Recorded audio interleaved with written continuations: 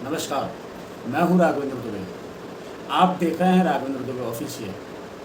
आप हमारे YouTube channel को सब्सक्राइब करें, लाइक करें और अपने मित्रों के साथ शेयर भी करें। आज बात फिर मणिपुर की करेंगे। 2 दिन का राहुल गांधी का मणिपुर का दौरा रहा। अब मणिपुर के दौरे से सरकार इतनी घबरा गई कि सरकार ने पहले रोकने का प्रयास किया। रोकने के प्रयास के बाद भी जब वो रुके नहीं, इसके बाद राहुल गांधी कई राहत कैंपों में गए, वहाँ पर लोगों का दुख दर्द बांटा, उनसे मिले, उनको ढाढ़स बंधाया, उनको प्रेम दिया, उनकी बातों को सुना। ये जब सारी चीज़ें हो रही थी तो बीजेपी इस घटना को देख रही थी और सरकार में ये घबराहट हो गई कि हमारा कोई नेता वहाँ पर पहुँचा नहीं और राहुल गांधी वहाँ पहुँच गए, जो ना कि सांसद हैं, ना प्रधानमंत्री हैं और ना उन पर कोई पद है। ऐसे में राहुल गांधी का जाना और उनका मीडिया में चर्चा हो जाना, ये बीजेपी को रास नहीं आया। बीजेपी ने एक ड्रामा किया। जो मणिपुर के मुख्यमंत्री हैं एन बीरेन सिंह, उनका आपने देखा होगा सोशल मीडिया पर जो ड्रामा चला, मीडिया में चला कि वो राज्यपाल को अपना इस्तीफा देने जा रहे हैं। लेकिन कुछ देर बाद क्या है, वहाँ पर उनके समर्थक इकट्ठे हो जाते हैं, बहुत सारी महिलाएं इकट्ठे हो जाते हैं, बीजेपी के कार्यकर्ता उनके आवास के बाहर इकट्ठे हो जाते हैं। एक कोई व्यक्ति एक इस्तीफा लेकर के आता है और वो एक महिला के हाथ में दे देता है। महिला उस इस्तीफा को फाड़ देती है और उस इस्तीफा को फाड़ने के बाद वो फिर उसी व्यक्ति को दे देते हैं।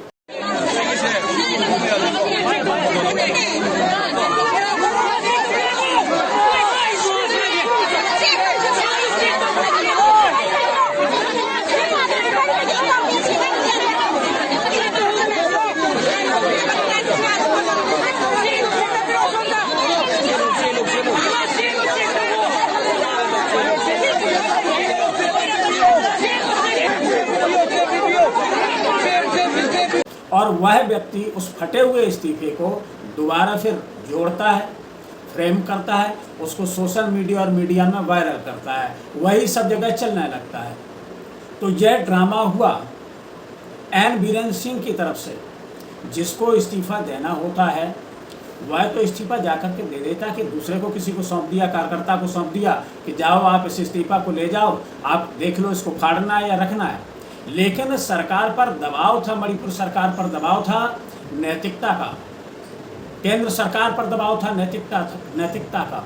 क्या कोई अपना इस्तीफा बिना केंद्र सरकार के परमिशन के, बिना मोदी और अमित शाह की आज्ञा से या निर्देश पर कोई अपना इस्तीफा दे सकता है या टाइप करा सकता है? क्या दिल्ली सरकार की तरफ से ये इस्तीफा के लिए उनको बोला गया कि राहुल गांधी मणिपुर में लोकप्रिय हो रहे हैं, लोग उनके समर्थन में आ रहे हैं, महिलाएं उनकी समर्थन में आ रही हैं, क्योंकि उन्होंने वहाँ जाकर के बच्चों से मिले, वहाँ जाकर के वो पीड़ितों से मिले, उन कैंपों में गए जहाँ पर लोगों के वो लोग रुके हुए थे जिनके घर जला दिए गए, या फिर वो लोग रुके हुए थे जिन्होंने इन दंगों में अपने परिजनों को खोया। ऐसे लोग अपने घर बार छोड़ कर के कैंप में थे और कैंप में जो खामियां थी, शिविरों में खामियां थी, वो उन्होंने राहुल गांधी से उस दुख दर्द को बांटा और यह सरकार को नागवार गुजरा। और सरकार ने एक रणनीति बनाई कि क्यों ना ऐसा एक ड्रामा कर दिया जाए, एक ऐसी नौटंकी कर दी जाए जिसमें लगे कि एन बीरेन सिंह तो अपना इस्तीफा देना चाहते थे, लेकिन जो जनता है, जो समर्थक हैं, वो इस्तीफा नहीं चाहते हैं कि वो इस्तीफा दें। ऐसी परिस्थिति में इसके बाद ये तमाम ड्रामा होने के बाद एन बीरेन सिंह का, जो कुछ समय पहले मीडिया में एक रिपोर्ट चल रही थी, एक ब्रेकिंग न्यूज आ रही थी कि वो राज्यपाल को अपना इस्तीफा सौंपेंगे, उनका एक ट्वीट आ जाता है कि वो इस अवसर पर कहना चाहते हैं कि वो अपना इस्तीफा नहीं देने जा रहे हैं। तो ये सरकार की नैतिकता है। और जब राहुल गांधी मणिपुर में घूम रहे थे तो इधर प्रधानमंत्री जी, जो अभी अमेरिका दौरा से आए, जो इजिप्ट की दौरा से आए, उनको उन दौरों से पहले मणिपुर जाना चाहिए था। उस मणिपुर में जब शुरुआत हुई दंगे की, तब कर्नाटक में चुनाव चल रहे थे और कर्नाटक के चुनाव को छोड़ करके कोई कैसे जा सकता है? कर्नाटक का चुनाव हो रहा है, जहाँ वोट चाहिए वहाँ पहली प्राथमिकता है। जब यहाँ वोट देने की बारी आएगी मणिपुर में, तो फिर बीजेपी के नेता इसको भी देख लेंगे। हेमंत बिश्व शर्मा है जो रोज कोई ना कोई बयान देते हैं। पहले वो कांग्रेस में थे, जब से बीजेपी में आए हैं लगता है उनसे बड़ा हिंदुत्ववादी कोई नेता ही नहीं बचा है। वो कोई ना कोई बयान विवादित देते रहते हैं। राहुल गांधी जब मणिपुर में गए तो हेमंत बिश्व शर्मा का एक बयान आया, राहुल को मणिपुर में नहीं जाना चाहिए, वहाँ पर वह जाकर मीडिया ड्रामा कर रहे हैं, ये हेमंत बिश्व शर्मा ने कहा। अरे आप लोग क्यों नहीं गए, आपके प्रधानमंत्री क्यों नहीं गए? और आप तो प्रचार प्रसार में वहाँ आ गए हैं, सब पूरे में देखते हैं पूर्वोत्तर राज्यों को, फिर आप क्यों नहीं गए वहाँ पर? क्योंकि अभी वहाँ ज़रूरत नहीं है, जब चुनाव आएगा तो फिर देखा जाएगा, फिर बात करेंगे रक्षा सुरक्षा की। तो ये सारी चीज़ें हैं जो अपील शांति की प्रधानमंत्री जी को पहले कर देनी चाहिए थी। वो प्रधानमंत्री जी ने तो अपील नहीं की, लेकिन राहुल गांधी वहाँ पहुँचे, उन्होंने वहाँ की जनता से अपील की, आप वीडियो में देख सकते हैं। I came here because I wanted to share the pain of the people of Manipur. It is a horrible tragedy that has taken place, very extremely sad and painful for all the people of Manipur and all the people of India as well. I went to the camps, met people from all communities. One of the things I would say to the government is that the basic amenities in the camps, they need to be improved. Food needs to be improved. Medicines need to be supplied. And I would appeal to everybody in Manipur that we need peace. Peace is the most important thing. My strong appeal to everybody. Violence will not get anything for anybody. Peace is the way forward, and everybody should now talk about peace and start moving towards peace. I'm here to help in any way I can to bring peace to the state. I love all the people of Manipur.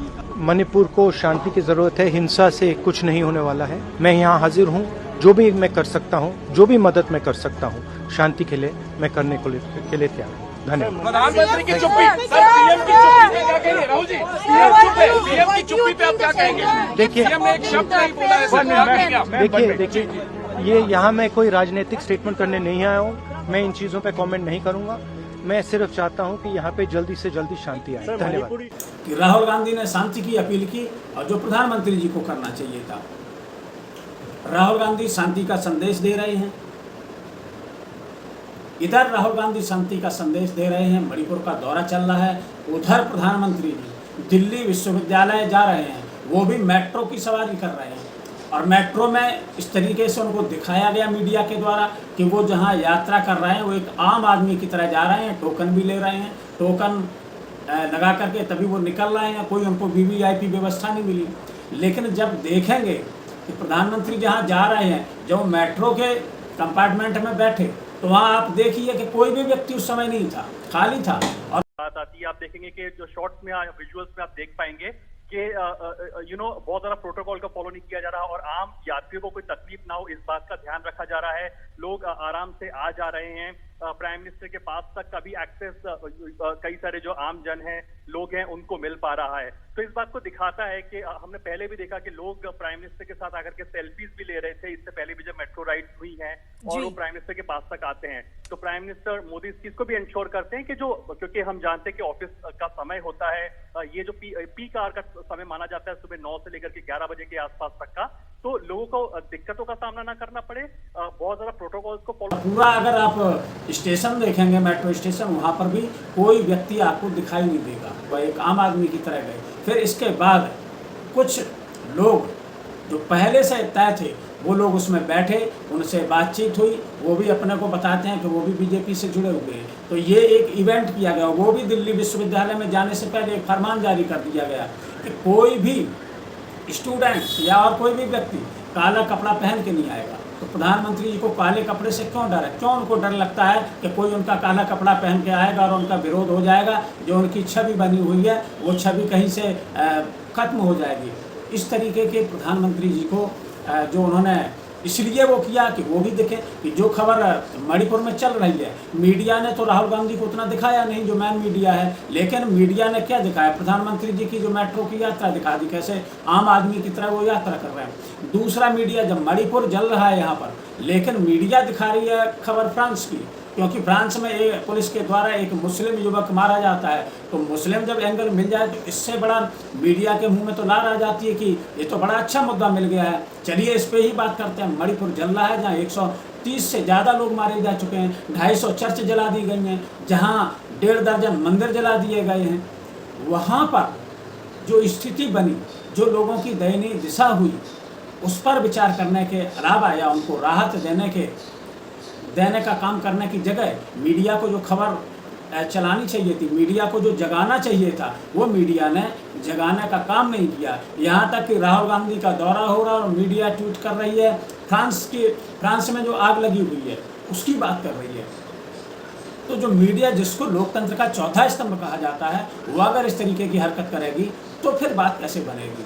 Manipur में इस्तीफा की नौटंकी हुई, इस्तीफा का drama हुआ, वो सबने देखा और वो समझ में भी आया कैसे फटा और कैसे उसको जोड़ा गया। फिर दिखा दिया गया कि देखिए एन बीरेन सिंह तो इस्तीफा देने जा रहे थे, पर राहुल गांधी जा करके वहाँ पे राज्यपाल हैं वहाँ की, उनसे मिले, उनसे पूरी चर्चा की कि इस समय मणिपुर के हालात क्या हैं, उनका कैसे निवारण हो, उसकी बात की। उन्होंने ये कहा कि भरोसा दिलाया वहाँ की जनता को कि उनके माध्यम से जो भी हो सकेगा वो ज़रूर करेंगे और वो उस जनता के साथ खड़े हैं जो इस समय असहाय है, जो दर्द में है, जो पीड़ित है, उसके वो साथ खड़े हैं। लोगों को ढांढस बंधाना क्या जुर्म है, जिस पर मीडिया और बीजेपी के नेता, उनको लगा कि राहुल गांधी ने वहाँ जा कर के बहुत बुरा काम किया। पहले तो सरकार ने रोकने का प्रयास किया, जब वो वहाँ पर गए तो फिर उनको दर्द भी हुआ कि ये कैसे हो गया। तो यह जो खबरें चल रही हैं, इस समय ज़रूरत है कि जो मणिपुर के लोग हैं उनको राहत मिले। मणिपुर में जो मणिपुर जल रहा है, जहाँ केंद्रीय मंत्रियों के घर सुरक्षित नहीं रहे, वहाँ के राज्य के मंत्रियों के घर सुरक्षित नहीं रहे, आम आदमी की क्या स्थिति होगी, इसका अंदाज़ा सहज रूप से लगाया जा सकता है। वहाँ पर ऐसी दोबारा हिंसा ना हो, इस तरीके की जो हिंसा अभी चल रही है वो हिंसा तुरंत बंद हो, इसके लिए जो बैठकें करनी हो, उसके अलावा दोनों समुदाय से बात की जाए, कुकी समुदाय से भी और मैतेई समुदाय से, जो उनके बड़े नेता हैं, उनके संगठन हैं, उनसे बात की जाए और दोनों का सामंजस्य बनाया जाए, जिससे कि इस तरीके की घटनाएं ना हो। मणिपुर जल रहा है तो इससे देश की छवि विदेशों में भी खराब होगी, ऐसी घटनाएं दोबारा ना हो। हम तो यही चाहते हैं कि मणिपुर में जल्द से जल्द ये जो हिंसा चल रही है वो रुक जाए और सरकार भी इस पर गहनता के साथ विचार करे, गहनता के साथ उस पर कार्य करे, इसमें विपक्ष को भी साथ में ले और साथ में लेकर के वहाँ पर शांति बहाली की कोशिश करें। फिर मिलेंगे किसी नए मुद्दे के साथ, तब तक के लिए दीजिए इजाज़त। जय हिंद, जय भारत।